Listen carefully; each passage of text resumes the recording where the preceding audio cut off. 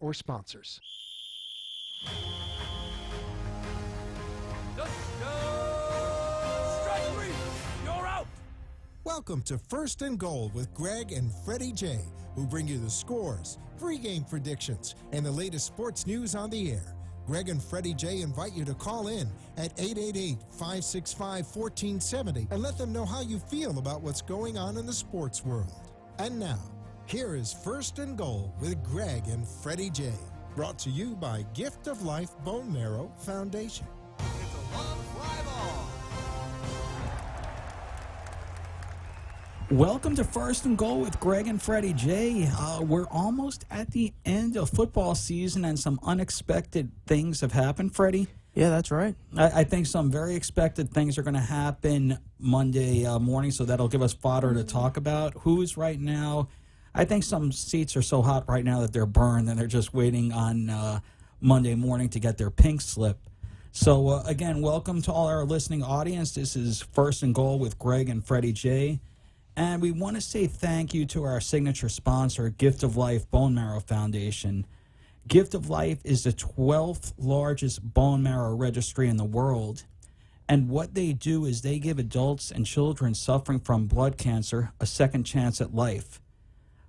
Perfect strangers, never knowing if they're going to meet the individual that they saved, come out and either donate platelets or their actual bone marrow, because only about 30% of the time can you find a match within your own family.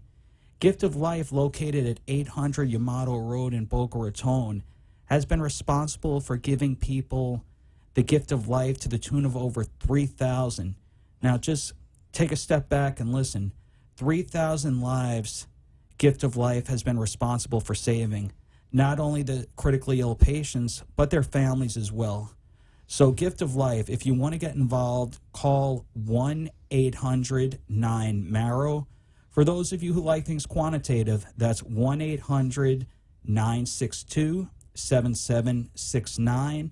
And you could visit their website for all the events, happenings, and how you could get involved at www.giftoflife.org.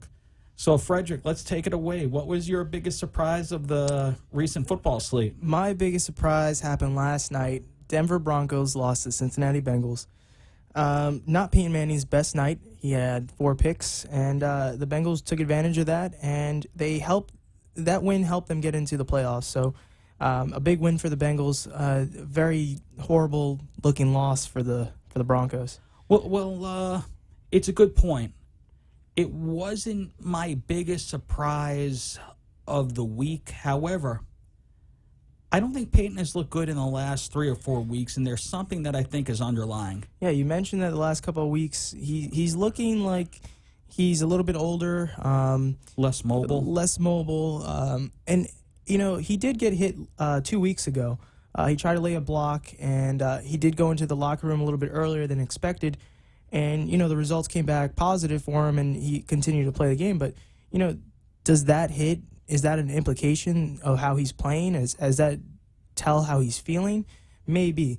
When you don't feel well, you don't play to your highest level. So, like you said, he's not doing so well.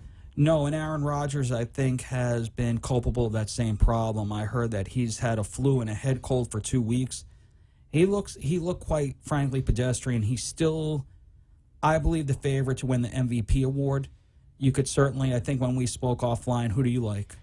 I like, let's say in the quarterback realm, Tony Romo. Not many people would expect him to be, the top quarterback in the league. He has the highest QBR rating, over Aaron Rodgers at the moment. So you can arguably say he's the number 1 quarterback in the league.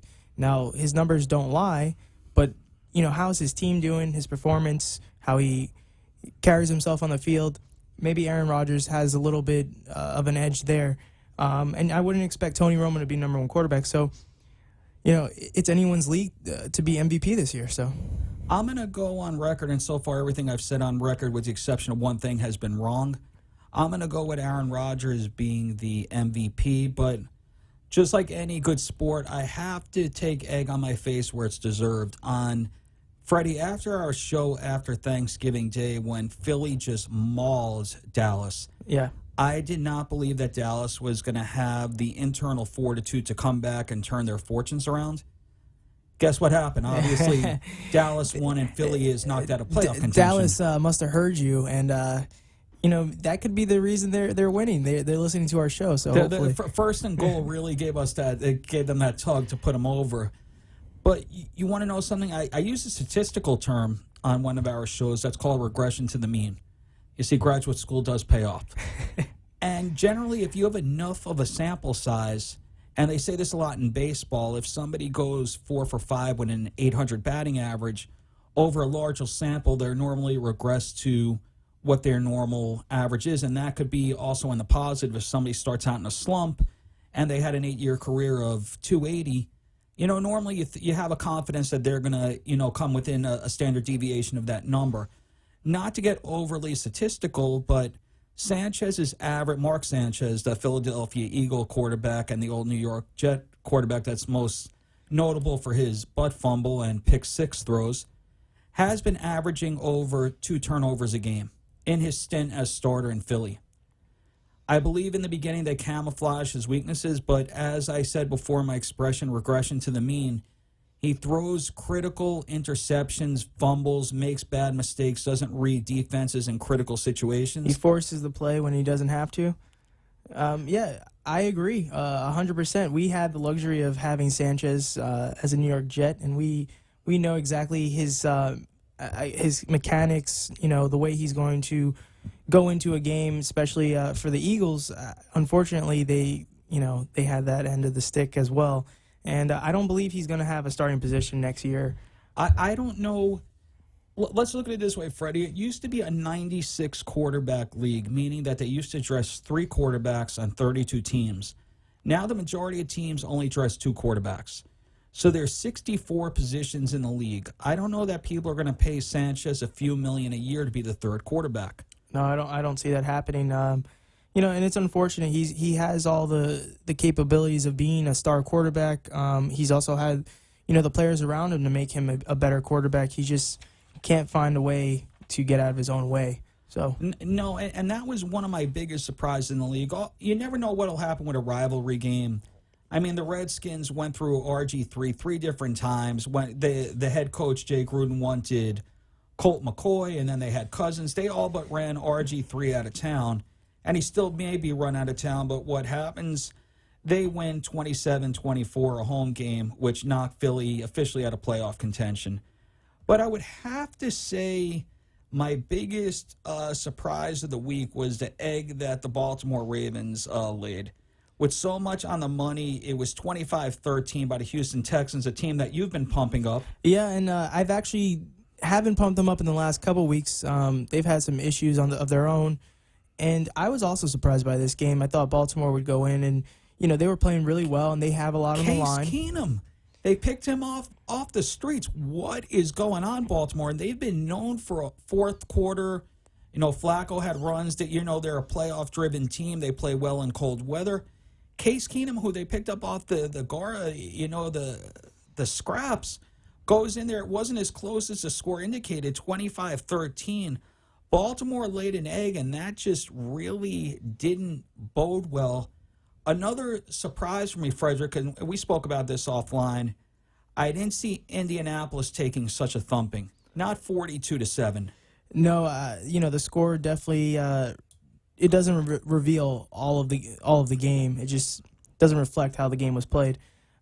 I don't know about the Colts. Maybe the Cowboys are actually playing to that level. They look like a playoff team. They look like a complete team, and the Colts were just unfortunate to play against them that week.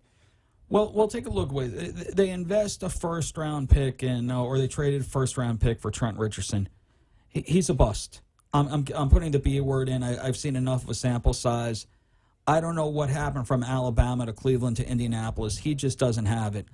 Let's give them in fairness that T.Y. Hilton, they're resting him, so their number one vertical threat was out. But Luck was taking pop after pop after pop, and you want to know something? I don't think, even though he's a big boy and he likes the physical component of the game, he cannot continue to take these type of hits on a weekly basis, or he's going to be shelved rather quickly. Yeah, I agree. Just take an example of RG3 or any quarterback that gets hit multiple times throughout the season. It just takes a toll on your body. So if they're not careful, they could lose Andrew Luck. Yeah, and then there goes the franchise. He's a franchise. He's everything that you want in a prototypical quarterback if you're starting a team. He's tall, he's strong, he has a good arm, he's intelligent, he sees the game from a cerebral level. He's taking just too many pops. I mean, even on pops where he could lay down, he rolls into people, and eventually that's going to catch up. Defenses have gotten stronger, and their goal is to knock a quarterback out of the game, not to this isn't, flag football in Pop Warner League. And the most dangerous thing you could do in football is become predictable. Andrew Luck, if you don't start sliding, if you don't start taking it down a notch, and you're always trying to get that extra yard, I love the spirit. Guys notice that, and you got to be crazy to think that they're not watching game film of you diving headfirst into defensive players. They're gonna take a shot at you once in a while, and you can end up with a broken back, Tony Romo. You can end up with broken neck, Peyton Manning. I mean, there's things that are going to happen. So you got to protect yourself. Yeah, no, you have to protect. Another game on the docket that you and I spoke about offline. I can't figure out the Saints. Breeze throws five touchdowns 1 week, 4 interceptions the next. Atlanta went in there and manhandled the Saints at the Mercedes-Benz Superdome. I still think Mike Smith is going to get fired, regardless of whether they make the playoffs or not. He's another one that I think his seat is extremely, extremely warm. That's a very big game. I think in Week 17 they're going to they're playing Carolina for the money. Yeah, they have to get a win. That's 1 o'clock. Atlanta's playing at home. They should win. They'll get in with a losing record. They're gonna win the division and host a playoff game with a 7-9 record. Yeah, Frederick? not even 500. It's just. I think they should make it a rule. If you're not at least 500, you can't make the playoffs. So like full eligible. Yeah, you have to be eligible to make the playoffs. I understand you're winning your division, and your division's weak, but teams that make it into there, they don't make it past the first round, and it's not a good game to watch in the playoffs. So. Well, with the exception of that Seattle game where they were under 500 and Marshawn Lynch, ran over 8 players. But in this game, could Super Cam take that? Then Mike Smith gets fired the next day. He has just too much offensive talent to just be that poor. One of the games that I know that you loved, and I'll let you talk about now, is the Vikings versus the Dolphins. Yeah, I watched that game.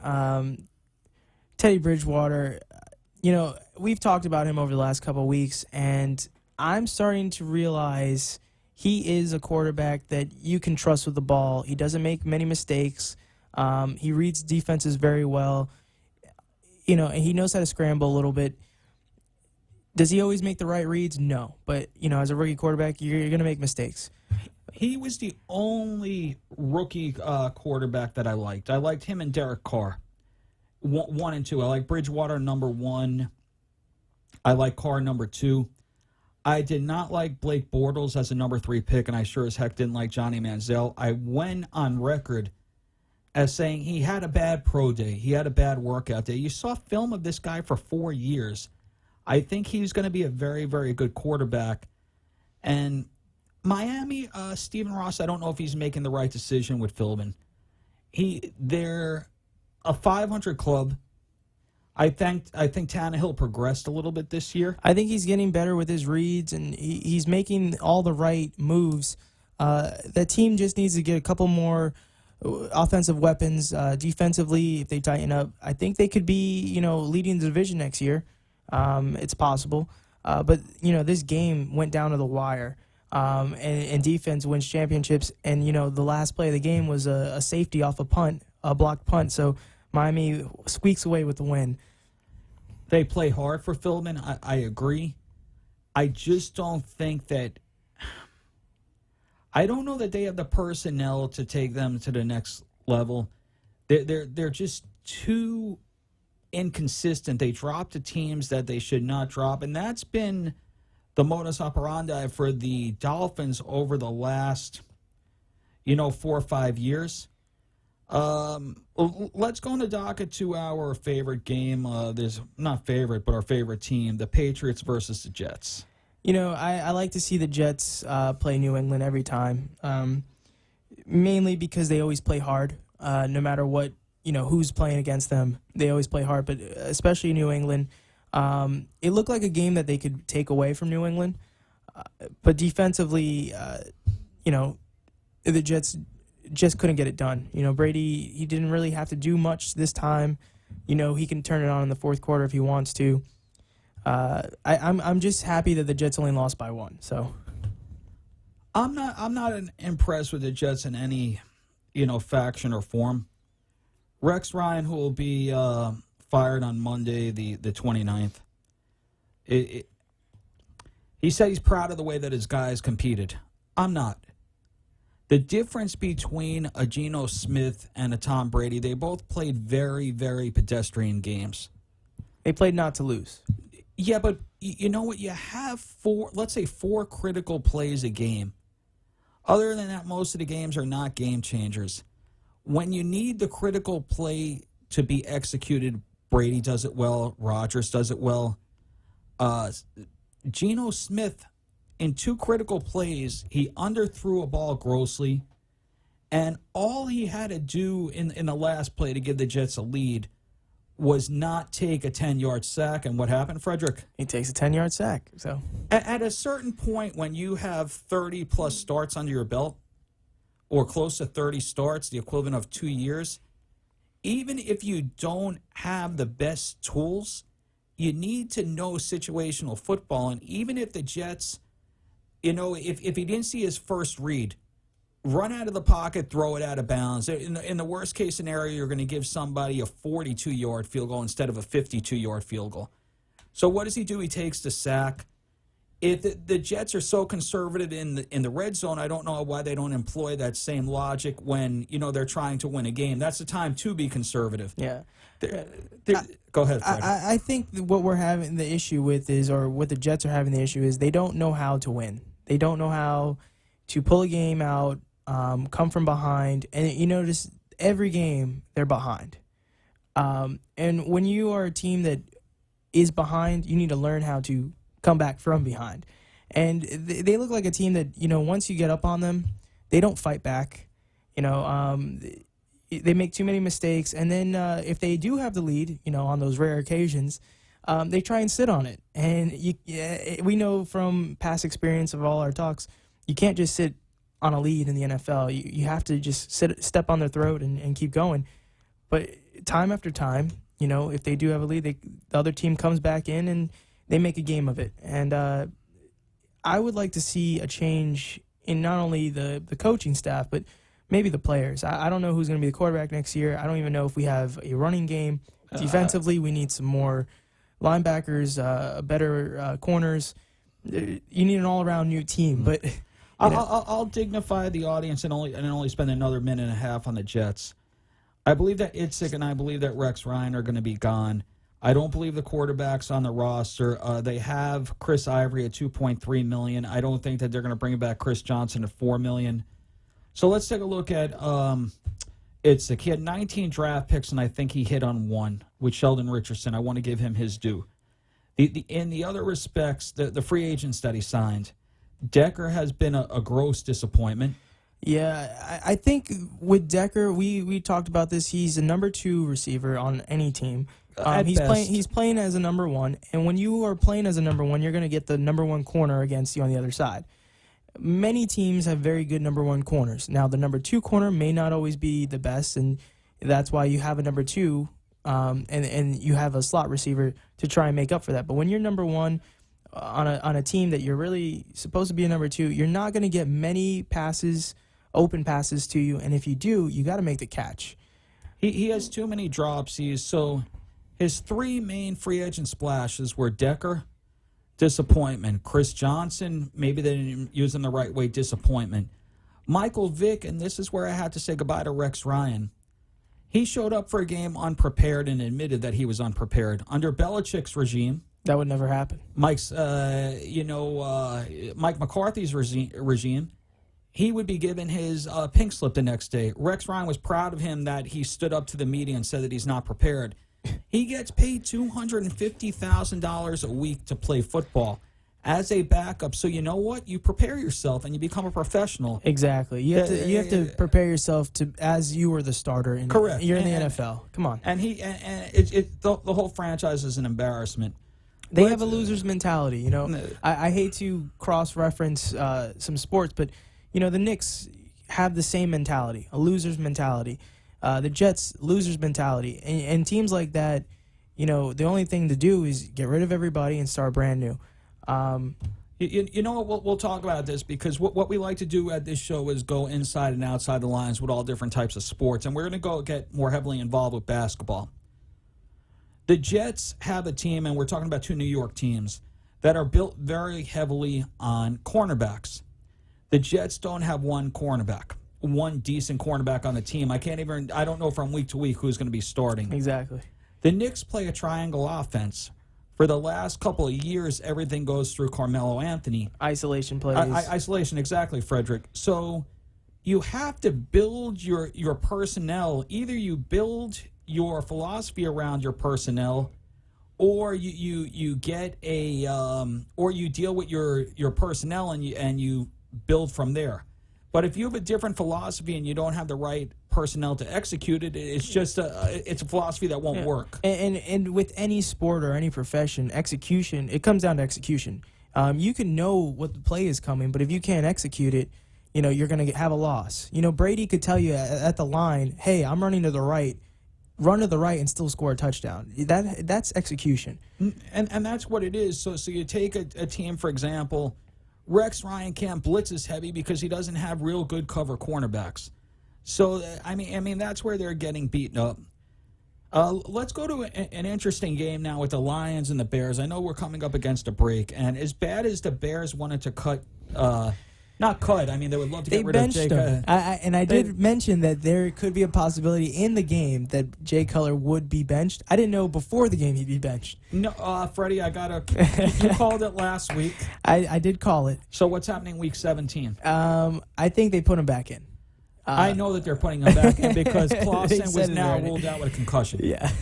So the Bears have no luck. That's another one. Trestman, that I believe used to be the coach for the Montreal Alouettes.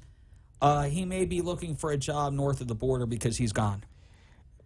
That team, we said all year, has his ups and downs. They look great. They look Super Bowl ready one week, and then the next week they look like, you know, last place. The Bears have to find a quarterback or a leader on the offense. It doesn't have to be the quarterback, but somebody has to be a leader on the offense to get them out of this rut that they're in. It looks like, you know, they're playing the game. They're just going through the motions. When you go through the motions, you don't always execute the right plays. You don't always hit your marks. And that's what it looks like. Jay Cutler, his body language to me speaks, I'm just playing this game to get paid. And he's getting paid. And he's getting paid very well. Really, the Bears can't cut him. It's too much of a salary cap. And we went over the figures last week, but it's about 22 point some odd million against the cap. That would be 1/5 of their, 1/5, 1/6 of their best possibility is to trade him to somebody that can eat some salary, but they can't eat it in football. So they would. He's guaranteed that money, so the Bears will not take that cap hit of $20 million when you have maybe $132 million salary cap. Let's go with this one. And the Giants, out of nowhere, against the St. Louis Rams defense that had pitched 2 shutouts over the last month. But talk about Odell Beckham Jr. for me. Oh, man, this guy, to me, I picked him up on my fantasy team, so it's a personal favorite of mine. But the guy is playing out of his mind. He's making one-hand catches. He's scoring 3 touchdowns in a game. He's pretty much re-energized this Giants offense to the point where, you know, they don't have the best record. They didn't even make the playoffs this year. But it's promising for next year. Yes, is he going to be keyed on next year? Yes. Is he going to have the same breakout year? Possible. The only thing we'll know is, time will tell. But what about then Victor Cruz in the slot? I mean, Victor Cruz has been out.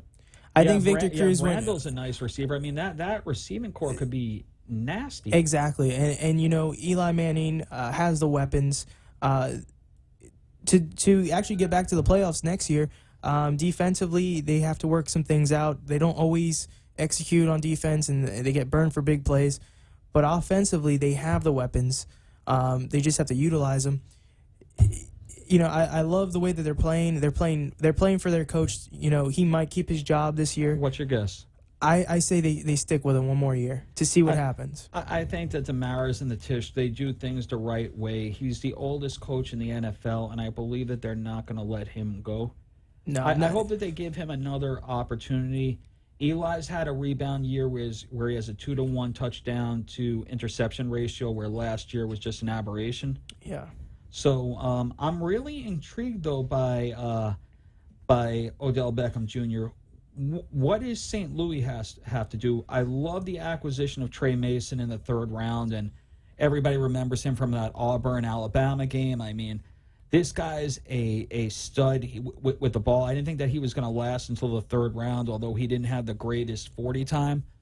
We're coming up against a break, but I want to get back because the one thing that St. Louis never had in the last 5-6 years was a quarterback, and let's pick that up after the break. So stay with us with First and Goal with Gregg and Freddy and with Freddy J.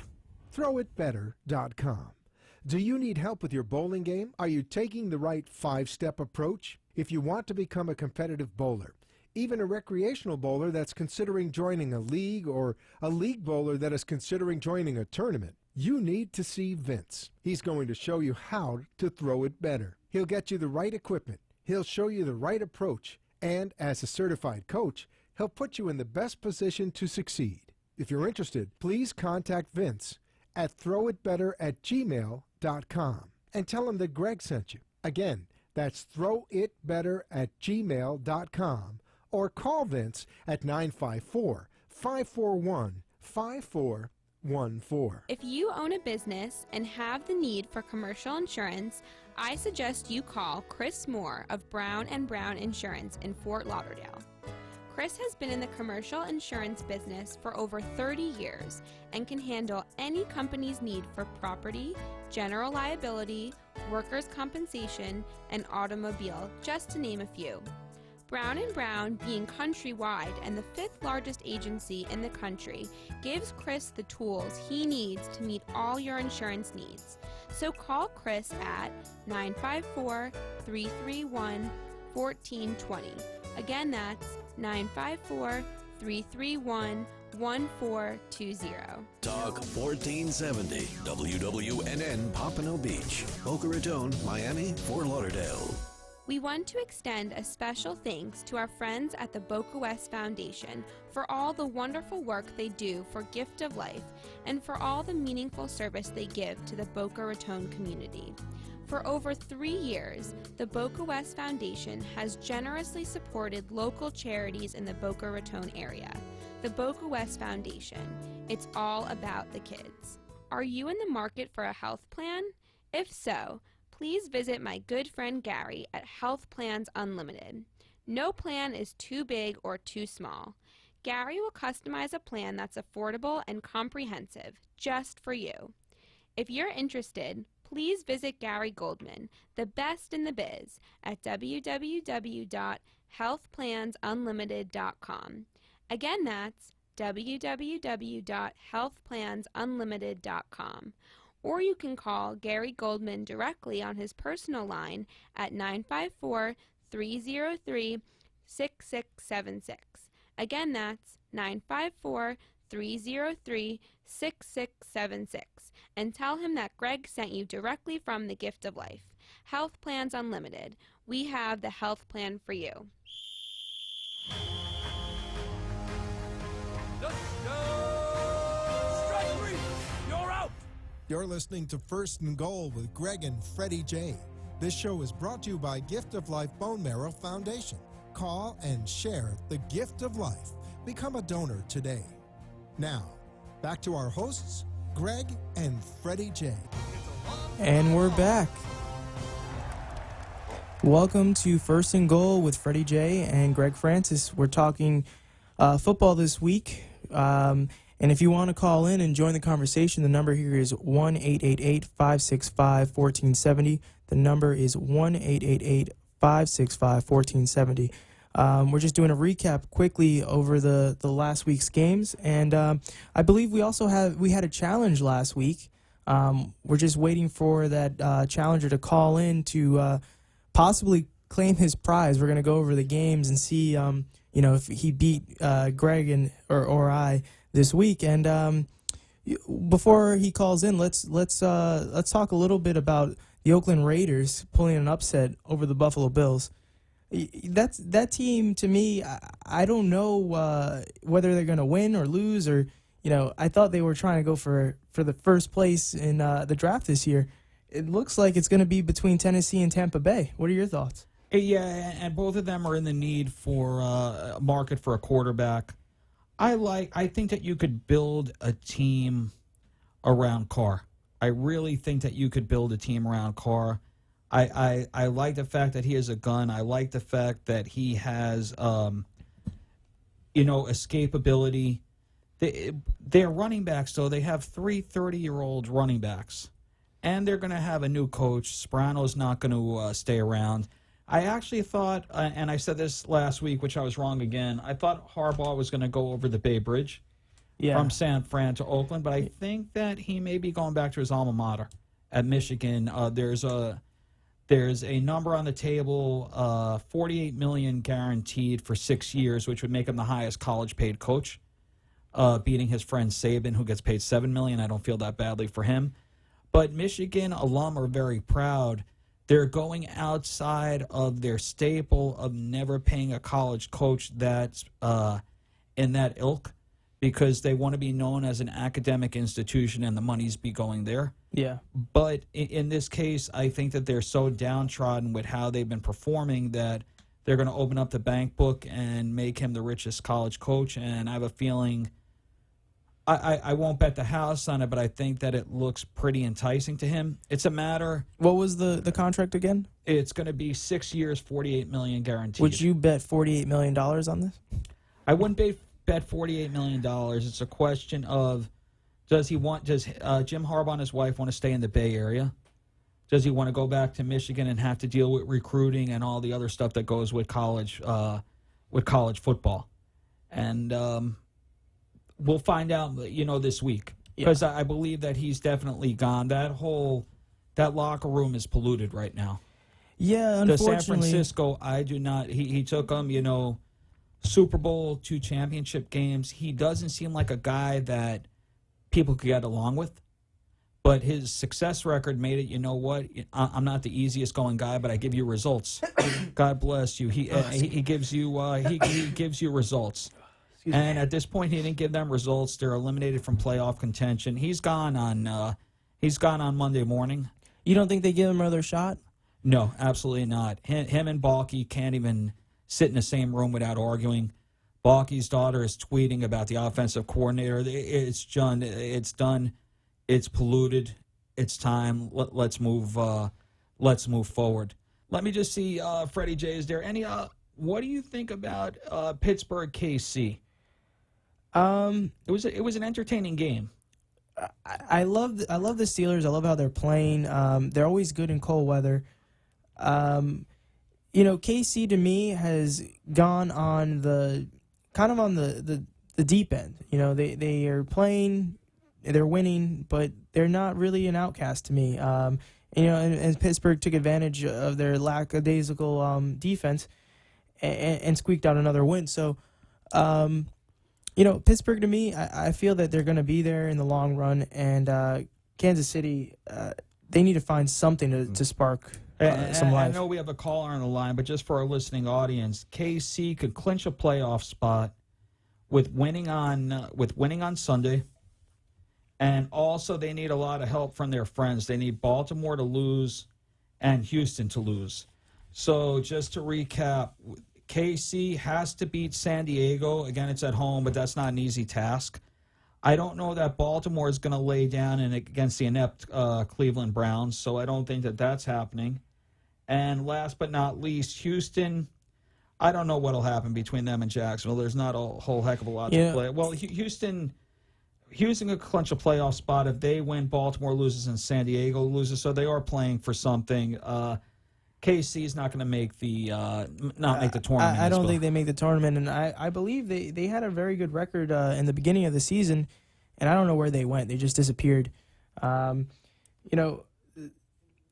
You never know in this game. You have these hot streaks, you have these cold streaks. You can tell with the Giants, they didn't have a very good first half of the season, but they're playing well now.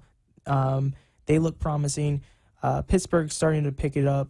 But again, he's one of those quarterbacks you don't know who's going to show up. Like Drew Brees, he can throw 5 touchdowns, and then the next time he throws 5 interceptions. So, but with and we spoke about this on our first show. Baseball, they have 162 games. Basketball, they have 82 games. Hockey, they have 82 games. Football is 16 games, so a 3-week losing streak could just about put you out of playoff contention. Just each game has a value of basically 7%, 6.67%, whereas baseball, it's under 1%, and basketball and hockey, it's about 1%. So, again, when you go on a losing streak in football, kiss playoffs goodbye. Yeah, but not necessarily. If you're in the NFC South, you could also make the playoffs. So the more you lose, you still have a shot to be in. It's the division with 9 lives. But I think that we have a caller on the line. Yeah, let's get to that caller. Hello, caller, you're on the air. Gentlemen, how are you? Good. Oh, is this our contestant? This is the contestant. Hey, listen, MVP. I just wanted to point out. That kid in San Diego is not having a bad year either. The quarterback, Philip Rivers, is having a very, very strong year. I don't think that he's the MVP. Freddy Jr. and I disagreed. Freddy, I believe, went with DeMarco Murray, and I went with Aaron Rodgers. Freddy, who are you going with? I'm going to go with the kids from San Diego. If they win this week and they get in. To me, an MVP is, without him, you ain't going to go nowhere. He had a soft beginning, but I think that he turned it around. And if they win this weekend, I will give it to him. Yeah, I think that's a fair statement. I think it's a fair statement. I think that you could definitely make the case that there are 5 ponies in the race. You could look at DeMarco Murray, and you could certainly look at Tony Romo, but I think one cannibalizes the other, which puts them both out. I think you could look at Tom Brady. He has no talent around him, and for the 10th straight year, they won the division. Well, let's just not give him all the credit. The division's not very strong, but temper that. But what is Aaron Rodgers? 39-5. Brady has talent. Brady has talent. I don't think that he has the talent some of the other teams have, but I don't think that the Patriots are that bad. And what it is, the Patriots are smart. They read defenses. They understand gaps. They understand. When you cover a defender for 10 yards and you're going to blitz me, you're going to leave a lot of yardage open, and you just dunk the ball all day long. I mean, did he get hit on Sunday? Absolutely. He took a shellac. Well, you can argue without Tom Brady, that team doesn't go anywhere. The thing about Tom Brady, you can compare him to Michael Jordan. He makes the players around him better. You have a bunch of no names that come into the league. You put them with Tom Brady. Danny Woodhead, for an example. Nobody knew his name until he played for the Patriots. He got hurt. He came back. He couldn't really come back, and he went to San Diego. But, he makes players better, and that's, I think, to me, is an MVP. Yeah, it's just I think to what Freddie on the phone. There's Freddie Jr., Freddie on the phone. They have the same name. He made a good point. Belichick knows what to do. They could plug in LeGarrette Blount. They could plug in Jonas Gray. They could plug in Shane Vereen. They could plug in us, Freddie Jr. And somehow I could be a Hall of Famer if I'm playing with Tom Brady. So with 120 yards. But Freddie, so let's tell Fred on the phone how he did this week stacked up. Well, before I let go of the numbers, how do you think you did? I think I was 8-8. I think. Yes, you were 8-8. Unfortunately, I was also 8-8, and the tie goes to the host. So we're gonna have you pick again. The tie goes to the host. Holy smoke. What kind of radio show is this? It goes to the host, but we'll pick it. You know what we'll do? We'll be fair this week.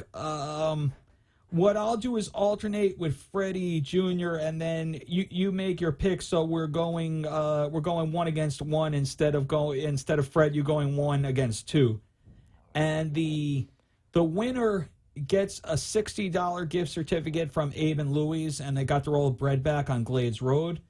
The loser, which is a win-win proposition, will donate $60 to the Gift of Life Bone Marrow Foundation so we could swab a kit and hopefully save somebody's life, somebody fighting with blood cancer. So that sounds like a deal. That's good. All right, that sounds like a deal. So right now, Fred, Week 17, let's take it away. Carolina versus Atlanta. Oh, Carolina has to win to get in, from what I understand. Well, so does Atlanta. I know, but Atlanta stinks. Okay. But Atlanta's home, but I'm going to go with Carolina. Okay, so So you don't like home field advantage for Atlanta? Not in this game. Not in this game. Okay, so I'm going to Carolina win. All right, I'm going to call this Fred because we have a Freddy on the show and Gregg. So I'll lead you off with this pick, Freddy. You could take this on behalf of us. Which one do you like, Carolina or Atlanta? I'm going to go with Atlanta. I like Atlanta at home. Last week they played well. They know what's at stake. I have to go with the team that has home field advantage with everything on the line. I'm going to go with Atlanta. All righty. So the next game, Fred, Detroit Lions versus Green Bay Packers. Now that's got to be the game of the week. I'm gonna say Green Bay only because they're home, and I hear it's gonna be very cold up in Green Bay. It's going to be freezing. In that case, I'm going to go with Green Bay as well. I'm going to go with Green Bay, so I think that we tie on this one. I think that Green Bay has to show a little something, although I think Aaron Rodgers plays one half. You could say the same thing for Stafford because they both qualified for the tournament.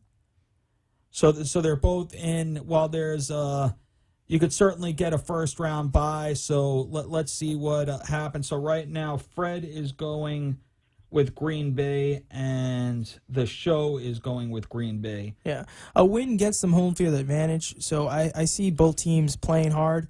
But you got to give a little bit of advantage to a home field. So who do you like for the Colts and the Titans? Titans are at home.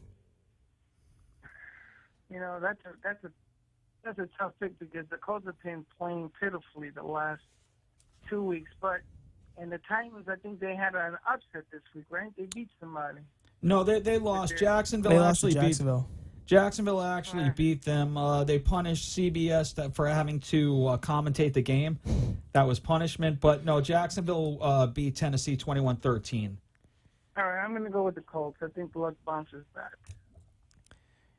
I'm also going to go with the Colts. I don't think Tennessee can take away Andrew Luck enough to overcome a victory. And, I'm going to go with the Colts. Okay, the next one, which has some playoff implications, I think I know where Fred's going to go. Chargers versus the Chiefs. Chargers, and I love the Chiefs. Don't get me wrong. I thought they were going to be strong, but they're fading. Phillip Rivers gets it done. Yeah, they've fallen off the map a little bit. Gregg, you take this one. I'm going to go with the Chiefs at home. I'm going here on a gut feeling, and if I was in a confidence pool, I wouldn't be overly confident picking either one. But for the sake of, entertainment, let's take KC. And next one, Fred, Jets versus Dolphins. I'm going to go with the Dolphins, even though I'm a Jets fan. I think the Dolphins just are a better team. I'm going to go with the Jets this week. I'm also going to the game, is what I've been told, as a Christmas gift. So I will be able to do a play-by-play and record it for the show next week. I don't like the Jets going into Miami, but I hope that there's an upset. I think Miami's loss last week might fuel them to beat the Jets. They always play. No, Miami won last week. Miami won last week. Yeah, 37-30. Oh yeah, that's correct. They in at the last second. So I think they're on a high note at the moment. But they always play the Jets tough. So I'm gonna go with the Jets, and hopefully I can pull up an upset. All right, next Bears Vikings. Fred. Bears and Vikings. I'm going to go with the Vikings. Same here. Bills New England. Who could ever have believed that the Bills would lose to the Raiders? Unbelievable. I'm going to go with the New England Patriots. Okay. Yeah, New England needs to do something to. No. I already think that they have a first round bye. I'll go with New England too. If the Bills win, it won't be a shocker. I wouldn't be surprised if the Bills pull one out after last week's loss. New England, you're playing in New England. The Bills have one of the best defenses. I'm going to still stick with New England. Okay, Fred, we have the Eagles and the Giants. There's no playoff implications in this game. Playing for pride. I like the Giants. I think Sanchez is cooked. I'll take this one, Freddie J. I like the Giants as well, and I think that they're going to play for Tom Coughlin to try to send him back in next year with a bang. Yeah. All right, so then we got the Bengals and Steelers, Fred. And that's a great game after what the Bengals pulled off. Now the Steelers are in, right? The Steelers. The Steelers are clinched in. Yes, they're in clinched the playoff tournament. I'm going to go with the Bengals on this game, even though they're in Pittsburgh. The Bengals also clinched, so if that has any implications on your pick. You know what it is? Whoever wins the game wins the division and gets a first-round bye. So there's money on the table. That's the Sunday night game. That's the Sunday night flex game. So I like the Bengals cleaning it up. I like the Steelers to win with Le'Veon Bell smashing the ball at home. I think that Big Ben is going to win that division for them. Put up some big points. I'm going to go with the Bengals after what they did to Peyton Manning last night. Anytime you get a win against Peyton Manning, you're going to feel good. So. Oh wait, we're on the same team though. Oh yeah, I'm just letting him know. But yes, we're gonna go. We're going with the Steelers against you, but I'm gonna just let you know I'm going for the Bengals. So. All right, no. I just think that the Bengals are an enigma. They look like Super Bowl champions one week and can throw 5 picks the next. I have no confidence in that team. AJ Green is also playing in this game, right? Yeah, so that might change it. Here we go, Freddie J. I feel bad for Freddie Senior. I feel bad for the announcers on this one. The Saints versus the Bucks. Oof. And where are they playing, in Tampa? They're playing in Tampa, warm weather. But the Saints would have been indoors, so it would have been 72 degrees. The problem here is that the Saints ain't got no defense. I'm going to go with the Bucks in the upset.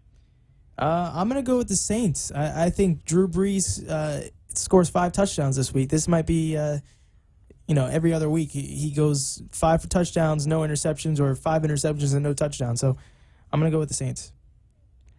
All right, next on the docket, we have Dallas versus Washington.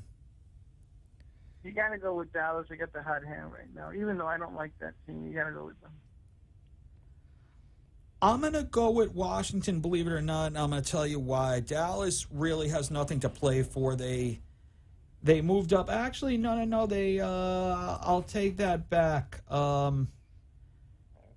I'm going to still go with Washington. Let's take a look at our scenarios. If Dallas wins, they clinch a first-round bye. They've been playing lights out, which means that Dallas is due for a fall. I'm going to go with Washington on a upset. Next one, Browns and Ravens. Ravens got to win to get in, don't they? They have to win to get in, and they need a little help from their friends. They need a win and a Charger loss. So yeah, they're definitely playing. There's a lot on the line for them. Yeah, I like the Ravens at home, and I think that the Browns are down to their quarterback or something. I don't know. Fred, they may put you in to be the signal caller. Next, we got Jacksonville and Houston.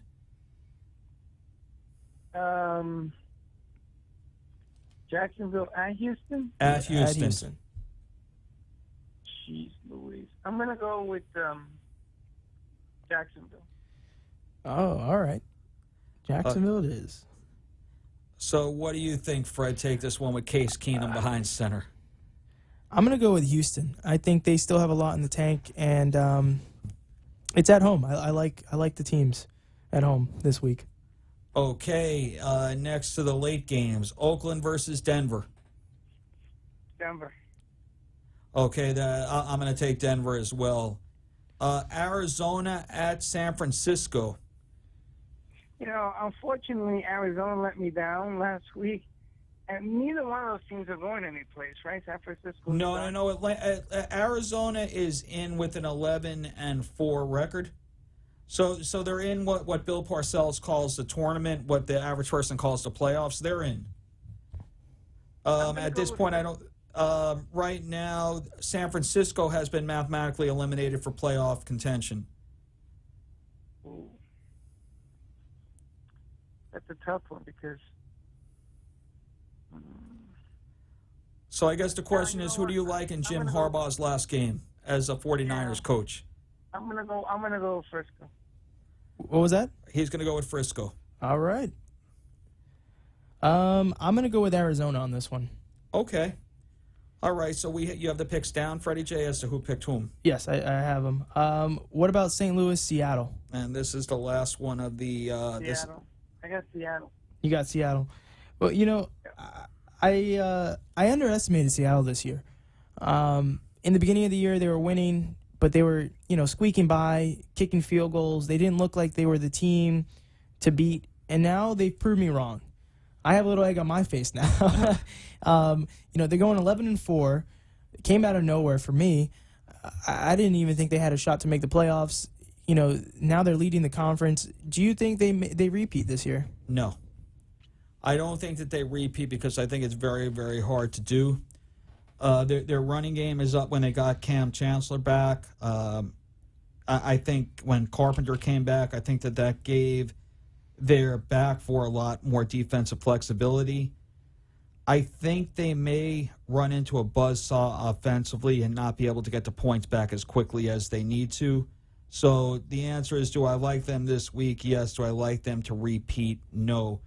So, Freddie J, we've got Fred on the line. Fred, thank you for the call, and please call back next week to see who won our friendly wager. Yeah, and good luck. And very happy holidays, Fred. Thank you for calling in every week. You too, guys. So we have just a few minutes left. Before we close up the show, I just want to make an announcement. FAU is actually hosting their first Boca Bowl this year. Yes. And Marshall is playing against Northern Illinois right now. And late in the second quarter, it's 24-10 Marshall. So I've never seen Marshall play live, and I'm glad that FAU is getting some credit for a bowl this year. You know what? It's great to have them on the map. It's great to have a bowl named after a city where we work in. The traffic wasn't exactly great. Yeah, we didn't appreciate that. I didn't appreciate that at all. But you know what it is that we'll look forward. Next week we have a big show. We're going to talk about who got fired because the hot seats will come out on Monday. The rankings of the playoffs, and let's make our predictions next week. We'll see who we think will get the Lamar Hunt and the Pete Rozelle trophy and bring it all the way up to the Super Bowl. Yeah, and I want to do a Super Bowl prediction for the playoffs, and we'll make it interesting. We'll have another wager out there for anyone who's listening who wants to partake in a little friendly game. So we have the 2-minute warning coming up. And we got our whistle. On behalf of our friends and our supporters, this is a time where we want to say that we wish everybody a very merry and happy holiday. Merry Christmas. If you celebrate Hanukkah, happy Hanukkah. I know that's about the Hanukkah holidays are about over. It's a good time to reflect and take blessings for what we have right now. Again, we want to thank our signature sponsor, Gift of Life Bone Marrow Foundation. Again, if you want to learn more about Gift of Life, call up 1-800-9-MARROW, or if you're internet savvy, www.giftoflife.org. So, Freddie, I want to wish you and your family a very Merry Christmas. Thank you. Same to you. And we'll regroup next week at 6:30. Everybody have a great and safe holiday. God bless, and we'll see you next week. Strike